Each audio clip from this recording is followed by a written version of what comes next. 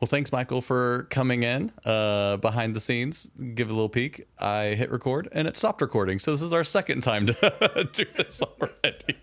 It'll be back. It'll be better. Yeah. We just were well practiced after the first time. So appreciate you coming in and doing this. And so we just want to talk a little bit about how you grew up and how you came to know Jesus, just so people can get to know you a little bit better. We've known each other for a while, but some of the stories that I already heard that hopefully we'll get to again. It's stuff that I haven't heard. So I think this is a great opportunity for just the church to get to know you as one of our elders, as we see that you in that role, but just on a more personal level to hear a little bit about your testimony and story.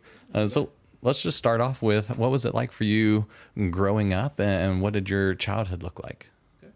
So I grew up, my childhood basically is all in Carthage, Missouri, is where I grew up at. My family, my folks, they grew up around Harrison, Arkansas. So my mom is from Bergman, and my dad is from Vendor, Arkansas, south of Jasper. They moved to Carthage when I was about 3 years old. My dad spent his entire career working for the Missouri Pacific Railroad until my senior year, and he got hurt on the railroad. My mom was a stay-at-home mom entire time. I'm one of four siblings, so I'm the oldest of four, and please don't hold that against me. Those are some tendencies that do happen at times.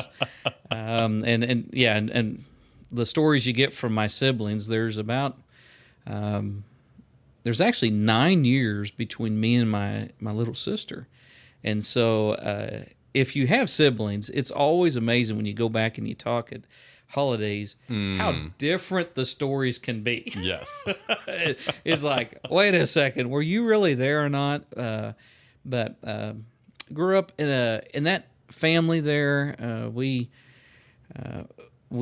came to Carthage again. My folks did in late 70s, and my dad grew up his mom, my grandma, a very long history of their family being members of the Church of Christ, and so that's what my dad kind of grew up in that environment.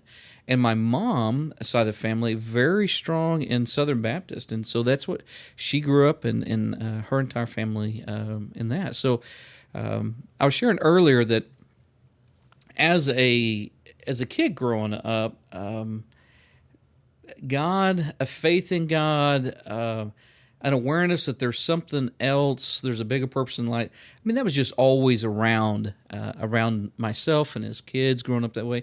And we weren't perfect. I mean, we had our own issues and things in life, but I really was blessed that I could go to my grandpa Middleton's, and we would, again, very much involved around, we're going to worship service, and we're picking up people as we go. My grandpa was a song leader, and that's what I got to just grow up entirely knowing. On my mom's side of the family, same kind of deal. You know, we would go to church with them, and I would witness many times.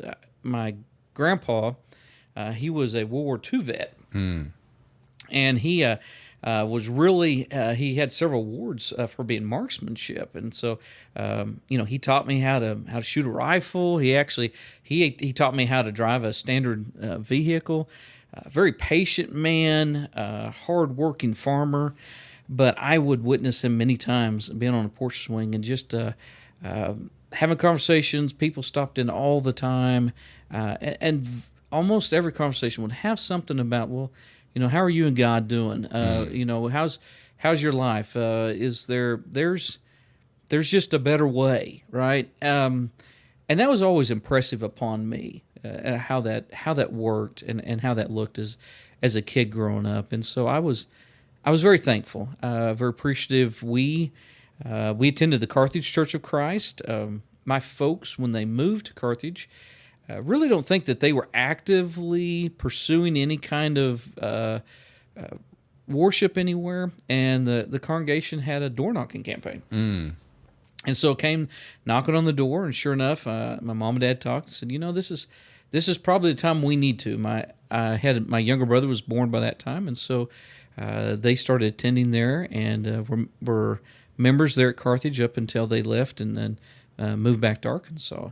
So a lot of just great memories. It's all I really ever knew. Bible class, worship service. My dad was a deacon there in the congregation for years, and so it was a part. It was a part of our life, and that's something that all of us have different places to come from and different things to see, and you still have that ability of. But then what's God's purpose going to be for me? Yeah. What does that look like? Mm-hmm. Yeah, so being able to see kind of two different sides of the family doing different things, but still faithful followers, and always having Jesus be the priority. Right. And then you mentioned in the first go around being able to watch your grandpa lead singing, and the priority of do you know the song? No, I don't know, Grandpa. Well, I think I'm going to sing it anyways on Sunday, because I think he said look at the words, right, and read those words. Being able to have that reflected in your own life. And one of the things I always think about when I think of you is just those conversations that you easily weave Jesus into that conversation. And so it's cool to be able to hear that. That's kind of your grandpa, I feel like, coming out of you, where he was just sitting on the porch swing. What a great memory to think about. Grandpa just always asking, how's the faith? Right. And I appreciate that. I was saying earlier that my grandfather really was not a God-fearing man, I think, the majority of his life. And my grandma was on my dad's side. And I always look at my grandma as the woman who just remained faithful to God even though her husband wasn't. And it just speaks to that, right, of how we're called, how Peter wrote and just said, there's this role. And I don't comprehend how difficult that is. Right, I don't want to minimize that, but I didn't even know the depth of understanding that till becoming an adult and seeing relationships. Mm-hmm. But God worked in my grandpa's heart, who I think people would say was probably a really hard heart and not a real compassionate heart. But I grew up watching a man who was compassionate. Like I said, we would go down there, and growing up, he was always leading songs from the congregation, usually not in tune and not in rhythm. But, he's up there doing and leading this, and he would ask me, like you were saying, do you know this song? And many times, I don't know what this song is. And he said, but I'm going to lead it. I said, do you know it? He said, I've never heard it, but I like the words. So, Caleb, try a Sunday morning like that. Hey, this song looks really good. I like the words. I have no clue how this is going to go. That is like my worst nightmare. that is honestly, because I'm probably leaning the opposite way. Yeah. Where I probably focus too heavily on what's the right pitch and what's the tempo, and lose track of the words. Right. When really that's the mentality we all need is look at what we're singing. Look at how we're praising God. Right. But yeah, no, that's my worst nightmare, to not know the song that I have to lead. I don't disagree. And I don't know that I fully understood that whole context until, again, you reflect back to it, is that he was just good with that, and yet he'd come from so far. And I think that's just a part of all of us as we get to see the people that are around us. My mom was a stay-at-home mom my entire life. She took the ACT my senior year, the summer before my senior year. She took the ACT with me, sit right behind me, and made the same score I did. It very no pressure. Humbling, very humbling within that, right? And but she was always there. When I got off the school bus, my mom was there. There was 4 of us siblings. I got 2 younger brothers and a younger sister. And that within itself there's just always something going on in that size of a family. And my dad, working at the railroad, he was gone a lot. He would get on a train in Carthage and went all the way to Kansas City. And so he was all the time in that motion and working and doing that. My dad, his thing was never in front of the congregation as far as leading songs. My dad, he would lead prayers, he'd lead talks from the communion, but song leading wasn't his thing. And you look at all those people, everyone has some kind of influence on you and how that works into us. But it did leave in me something about involvement in the congregation. Growing up, we cleaned the church building. So every Saturday morning, it was just a ritual. And then usually Dad was working, but it'd be Mom and us 4 kids. And I remember, my poor mom, how she did it, I don't know, because we were complaining and whining the whole time, right? But we did it. Yeah. And I just kept seeing this thing that you keep doing things for people, and you keep showing up, and you keep helping and loving, and you're going to have those times in your life that you need that placed upon you. And so I was very fortunate to be a part of that congregation. Small youth group in my high school years. I was sharing that right before I went into youth group as a 7th grader, our congregation actually went through a pretty significant split, and that was impactful. I had friends that were in my class that were no longer worshiping with us; they was going somewhere else, and that was a challenge that was difficult within itself. But I think it also caused me to be in a place that now there were less older guys. There was a place that I needed to kind of step into. And so, that spoke to that. Not that there weren't times I arrogantly probably did things I thought I could do more than I should have, right? But it played into this. But God's got a purpose. And I didn't know all where that was. But that of, this, there's something about this relationship with God that's more than just us showing up at services. And what does that look like? And the impacts my grandparents had on me that really took me to a place that I chose. I want to put my Lord on in baptism. I want to respond to the gospel. And part of that was I wanted to respond because I just knew that there's another kind of lifestyle here. I wanted my sins to be washed away, but there was just something about this is that next step. There's just this obedience. This is what you should do. Right? Now I think through life, I've matured more than that. But it was a part of, this is where I felt like I needed to go next. This is what I should be doing. And it was the right thing. But again, that was my world was pretty full around just there was a constant example of God. And I'm very thankful for that. Yeah. So growing up in the church and having that example your whole life, and then seeing that church split have an impact on you, and seeing that, well, there's less leaders because we're 2 smaller groups now, and man, now we can't even worship together, kind of sounded like that helped lead to the decision of, okay, I really need to make this choice now. Right. And it's not going to be my parents and grandparents that are always going to lead, but I need to step up and do things. So would you say that was kind of the time where you're like, okay, I need to now fully devote my life to him? Or was there another thing that led to you making that decision of putting Christ on in baptism? One thing that was heavy on my heart, I remember this, I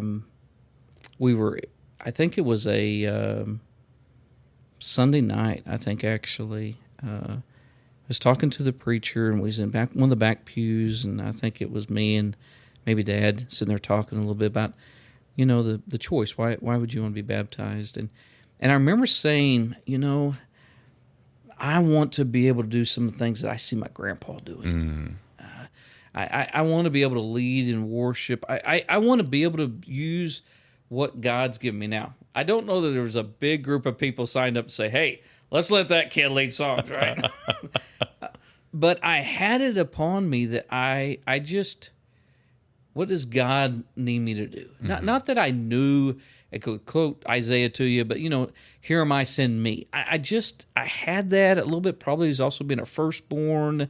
Some of those things kind of all tying into there.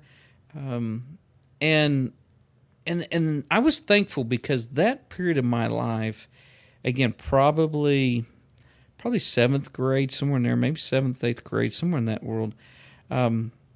You're still trying to figure out exactly who you are, and that junior high is tough. I saw my kids go through that. That is just a really tough part of life. Yes, it is. And I'm thankful because that was a foundation I could make that helped me through a lot of just those difficult pieces of I didn't fit in all the things at school. I wasn't the most popular.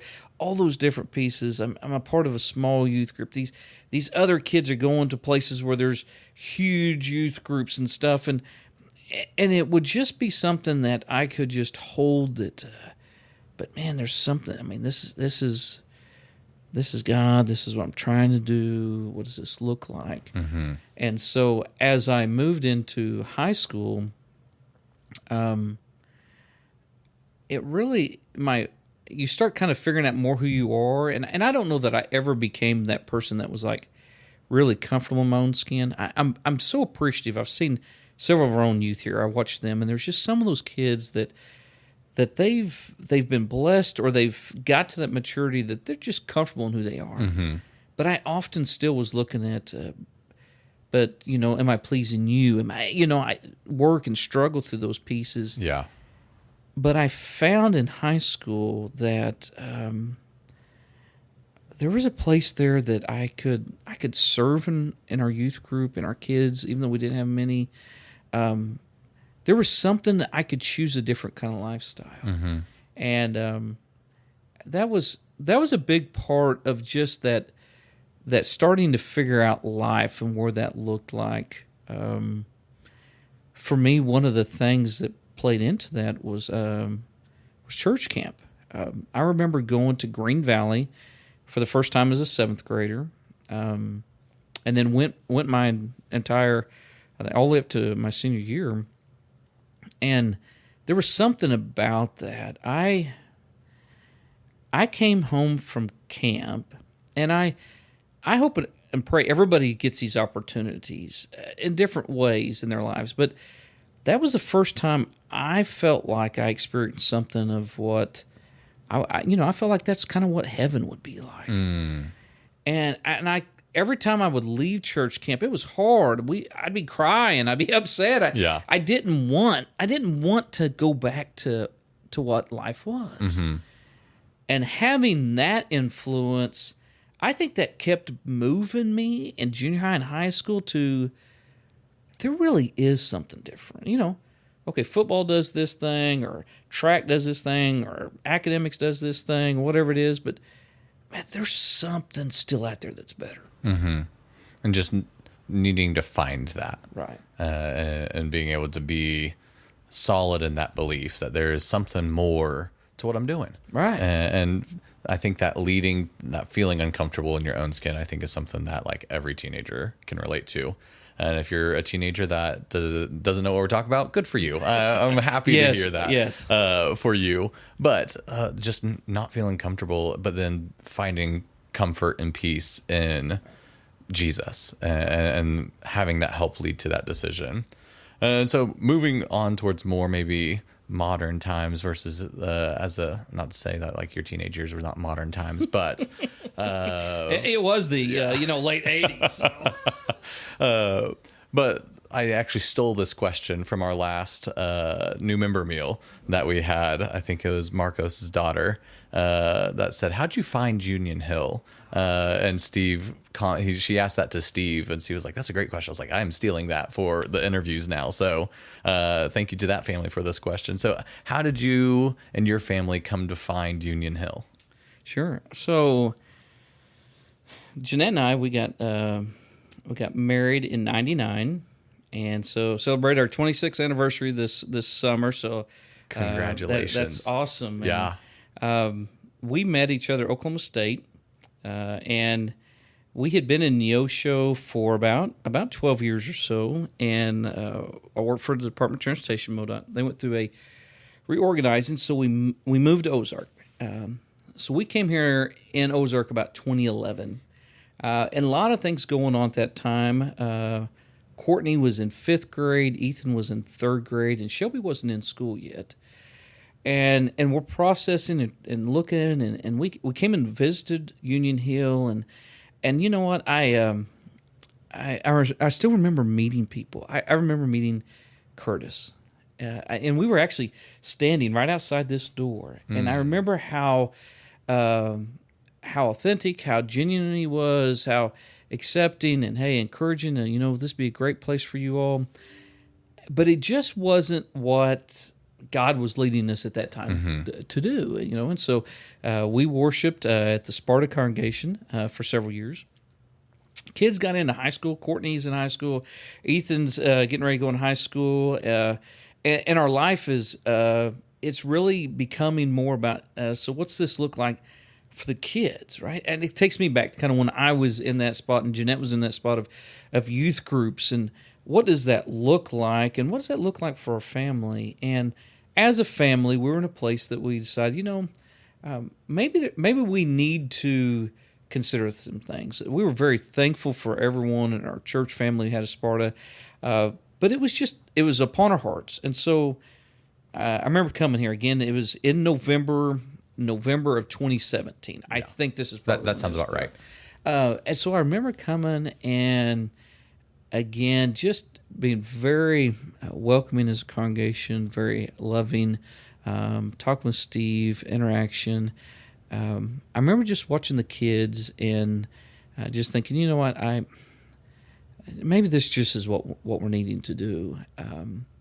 And those things are tough, right? And you're trying to figure out what that looks like, but you're prayerful. You're looking for wisdom. Recently, just going to our new members lunch, I'm reminded as I listen to some other families, as they're working through things. And, I would say all of us want everyone to be in a place that they can grow and they're encouraged and they're nurtured, and we're a place where they can minister and help. And that sometimes looks different across your life. I think about your folks, that have come and now to this area with you and Jenna being here. I think several of our members, I see them in moving and doing things. I think about Jim Sneed, right? He'll tell the story. Him and Rhonda came here, thought it'd be a short time, and now they've been here, 20-something years. I think there's that piece of when we are actively seeking, God, where do you need us? What does that look like? Doesn't mean that those aren't challenges, but I think we open ourselves up to what can God do. And so we've been blessed. We've come here. We're very thankful. The kids thoroughly enjoyed the opportunities they had growing up in the youth here. Caleb, I know how much you impacted their lives. You've impacted my kids, all three of their lives. Lynn has been a big part of my kids' lives, and that's tremendous. And I don't want to ever take that for granted, because it's something to worship. It's something to have a relationship with God. But I think as God and the Holy Spirit are working on you, they're doing things to how they're going to work out His will. And sometimes that means you're going to be broken, and you're working with broken people, or people are working with you in your own brokenness. Mm-hmm.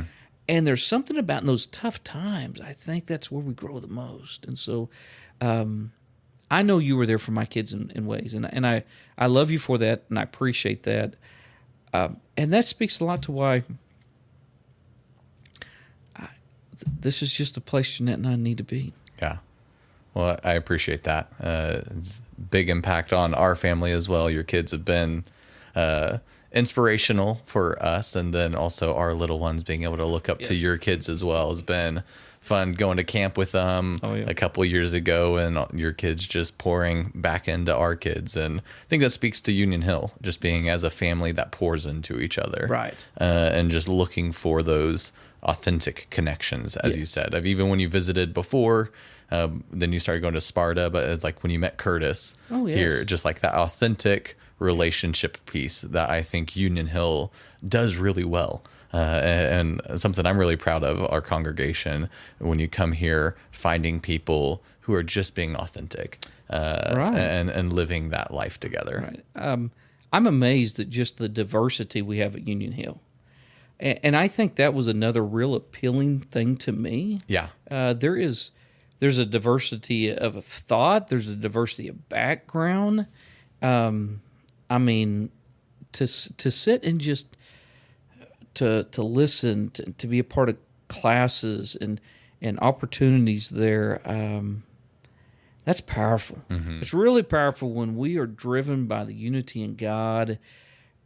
It doesn't mean that it's not going to be things that are tough at times, right? Yeah. I mean, we'll say the wrong thing and hurt our feelings, and you know, we just know that there's something about being real, forgiving, loving, holding each other accountable. That's powerful, and I saw it. It was evident. I believe that it's still just a huge piece of what God's working within. Yeah, and I think that kind of leads into the next area. Is like we see our church helping each other grow. Right. And I think you have a unique perspective as one of our elders here at the church of where would you like to see our church continue to grow? Is there an area that you're like, man, I would love to see our church be doing this in the coming years? Or, man, here's an area that I see us, maybe we need to work on more spiritually or as a congregation. So where would you like to see our church grow? Yeah. You know, so thinking about that, one of the things I'm reminded about, and as elders that will prayerful, seeking wisdom in, is that where's God guiding the congregation, and what things am I trying to get in the way of? Yeah. or working through those pieces.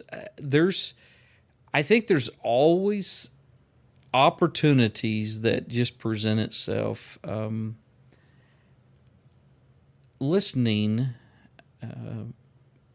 as a member, you know, when we first came, and I'm listening to some of our elders who are not elders today.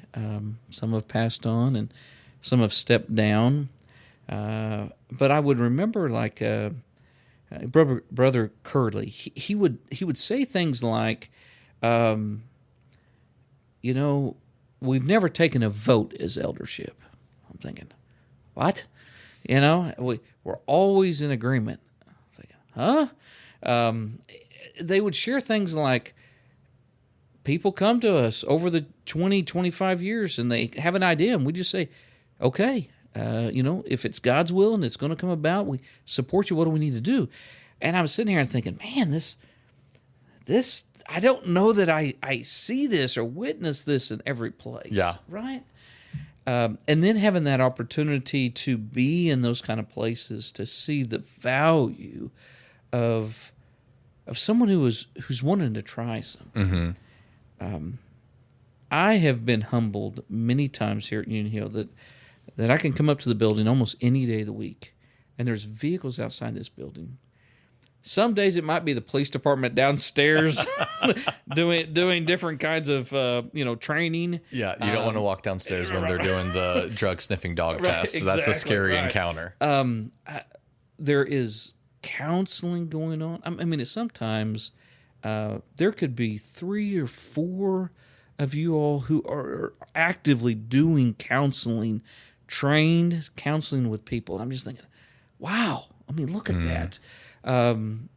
The food pantry, the clothing closet, just on and on. And so when I look at what this congregation needs to do, I think a big part of that answer for me is I have to be aware of where God is leading things, and not all about just what I see, because some of it I don't even know, and trying to make so that I'm not the one that has to come up with those ideas or that. But if I was to share some things, we're prayerful. I'm concerned about our just young adult leaving high school, going into college, that world right there. And I know there has been many, many attempts and things going on there. And I do think there's great things. You know, I appreciate all that Lewis and has been doing. And I think that the Wiles have I just appreciate their efforts also there. I know that Joel has been, many have been involved, but that was something, and frankly, it still is something on my heart right now. I'm prayerful about what does that look like for these kids that just graduated, and what's that look like for them. I know that there was kind of we took some of the young adults and took a group that were not necessarily married, and I think that group is now thriving. I'm amazed with our young adults that have kids and all that group is doing. So it's about, can we effectively have places for everyone to plug in? We all need relationships. Yeah. And sometimes I think we forget that. We forget that maybe just kids need relationships or friendships. I'm knocking on the door of retirement in a few years, right? I spend all week with people at MoDOT, and that takes up 40, 50 hours of my week every week. But what does that look like? What are your real relationships? Who are the people you're really plugging into? And so those are the things that's in my head. What's that look like for maybe families who've moved here later in their lives? So it's no different than the group that is, moving from high school to junior. There's a change. The friendship stuff's different world. So how do we provide those kind of opportunities? And I think sometimes it's coming back and just saying, well, how do you see that would be better? And it goes all back to this whole deal of there's a ministry for everyone. And us as leadership, us and our wives, our deacons, the ministers here, yourself and Steve, Lynn, so many, is having that awareness of those needs sometimes show up. And I don't have to have the answer, but help find ways to help connect those things. So I believe that we're concentrated. How do we help that young adult group? Where's that God leading that? I am so impressed with what's been going on with our elderly wings group over the last year and a half. What Stan and Julie and many are doing there. We had a discussion with them not too long ago, and there was a comment made that I was just amazed by. They're sharing some things about going on, and they basically kind of stopped and realized one of the things they get to minister to as kind of this widow or widower group is that they can minister to each other. And to me, those are those connections, right? It's that, hey, I'm missing something, and all of a sudden, whoa, wait a second, but I could be a part of serving others. And I think when we look into that and look for that guidance, I believe that's where God takes us spiritually. I'm so thankful for Steve, his study, all that he puts into his preparation, his love for the congregation, his love for God's word. I've got to see it in ways in Greece that and spend that time with Steve and Amy that that's stuff Jeanette and I cherish. But I'm thankful for him. I'm thankful for his heart. I'm thankful for everything he strives to do.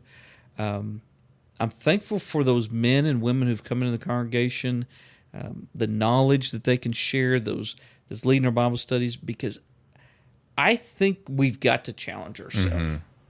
The studies you've done on Psalm, the studies that we're having with, maybe it's some in-depth things that maybe, Russ might be talking about some Greek that, again, that kind of knowledge and how that helps all of us and bring us to pieces. I just encourage, there's something about God's word that we've got to be in that, strengthening and allowing His Spirit, allowing His word to change our mind, change our heart. And that's, I'm just convinced that's a process. Yeah. That takes a time. It's not a snap a finger. Would be easy if it was, but so being able to grow kind of that, I think what they talk about, the horizontally and vertically, that growth within the church that needs to happen, of when we are growing closer to God, then if we are obeying, you talked about obedience to His word, then that vertical growth leads to more horizontal growth. And seeing those areas that we want to grow and be conscious of, like, we had 20 seniors graduate with several staying in this area. So what can we do to make sure that they stay connected? Right. And our young adults class is growing, and the young families class, because we can't call ourselves the young adult class anymore, is growing. And so we see the Wings group is growing. It's not just the young adults here at church. It's really, I think, one of the amazing things about Union Hill is, as you said earlier, the diversity in thought, but also just in age. Like, we're not an older congregation. We're not just a younger congregation.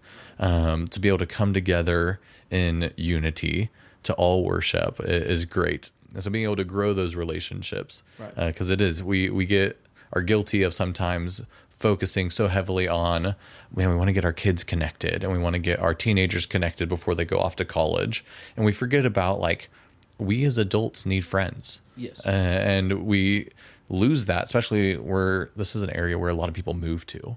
And so, like, I know Lisa and I witnessed that ourselves when we moved to this area in 2016 and had no family, knew nothing about this area.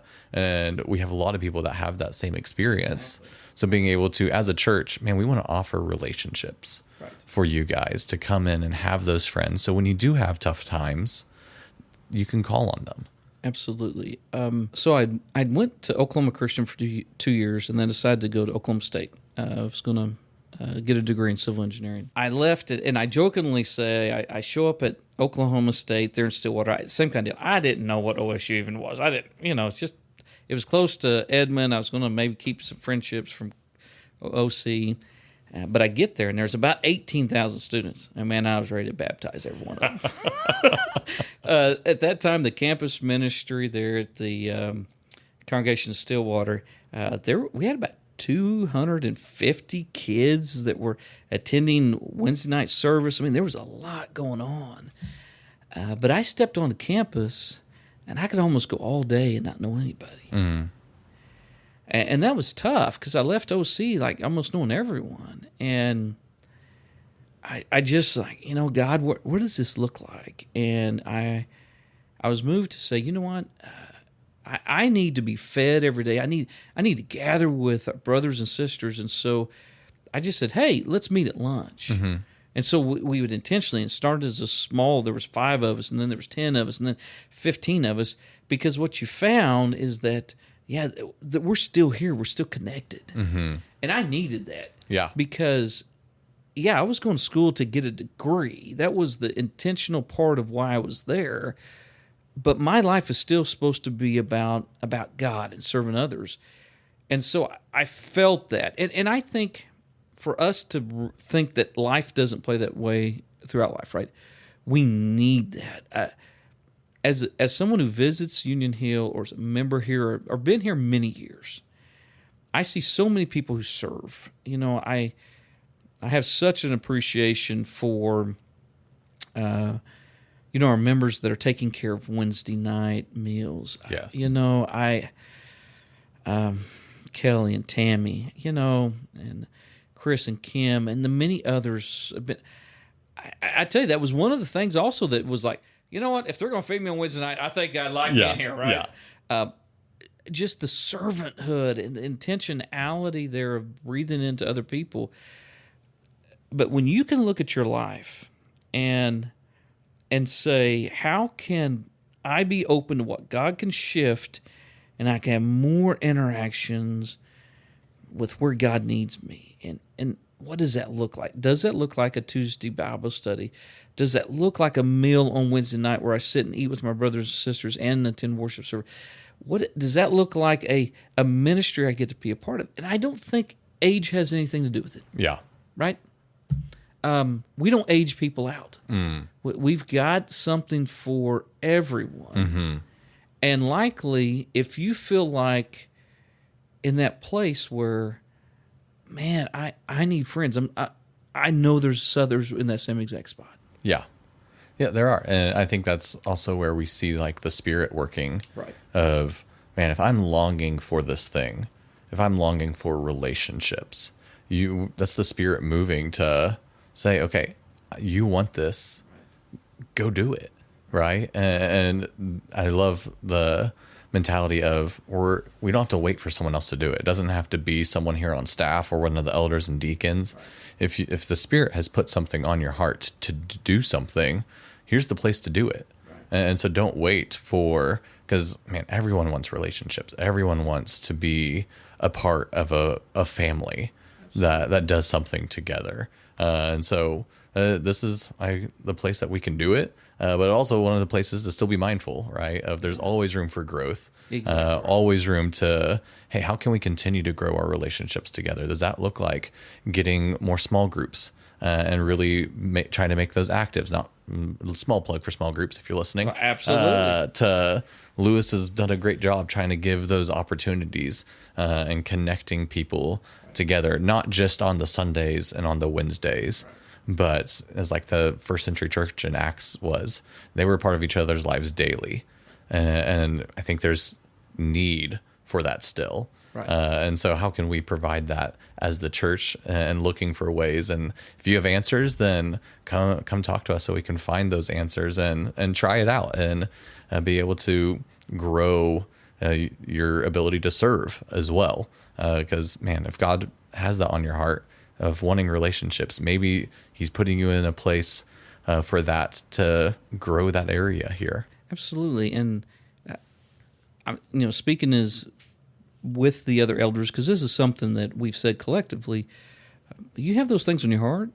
You can come talk to one of us. You can talk to us collectively. We want to pray with you about those and see what that does come about. Mm-hmm. I recognize our garden ministry. Yes. How great that has been, and I appreciate Jenna and others who have made that happen. Even though maybe last summer wasn't the best with the herbicide, but all right, this summer's went much better off, right? They also had to do a round 2 like we did today. There you go. But it looks like life. Mm-hmm. And I think when our worship to God, our coming together as a body, looks more like our life and not just not something that we did once a week. Mm-hmm. Now, again, I say that as loving as I can because we're all in different places. For sure. There's a time that it's all you can do. You got here. Yeah. Right? And we hope that we're loving and encouraging enough that it is like, I want more of that. Yeah. Yeah. No matter where you're at, like life happens. Yes. And makes it hard where it took everything to get here on Sunday morning. Yes. And we're so thankful that you're here. Right. But being mindful also, we want you to grow.